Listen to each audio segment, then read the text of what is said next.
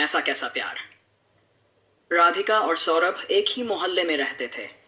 दोनों के घर सड़क के इस पार और उस पार आमने सामने थे।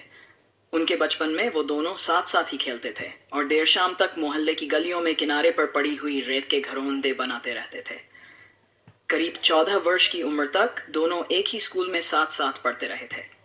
जब अचानक ही जवानी आ गई तो दोनों को ही आभास होने लगा कि अब उन दोनों को एक दूसरे से नजरें मिलाकर मिलना चाहिए।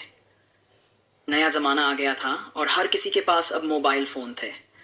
वो दोनों भी देर रात तक एक दूसरे तक फोन पर बातें करते रहते थे। आखिर एक दिन जब राधिका की माँ को आभास हुआ कि अब उनकी बेटी और सौरभ के बीच इतनी नजदीकियां नहीं रहनी चाहिए, तो माँ ने राधिका को सौरभ से दूर रहने का आदेश दे दिया। दूसरी तरफ सौरभ के पिता ने भी सौरभ को गुस्सा करते हुए कहा, तुम अब इस राधिका से दूर ही रहा करो। मैंने कई वर्ष पहले ही तुम्हारा रिश्ता अपने एक दोस्त की बेटी के साथ तय कर दिया था। अब तुमको हमारा अच्छा बेटा बनकर दिखाना होगा और हमारी मर्जी की उस लड़की से ही शादी करनी होगी। कुछ दिन बाद राधिका की बारात आ गई। वो उसकी नजरें मेहमानों की भीड़ में सौरभ को ढूंढ रही थी।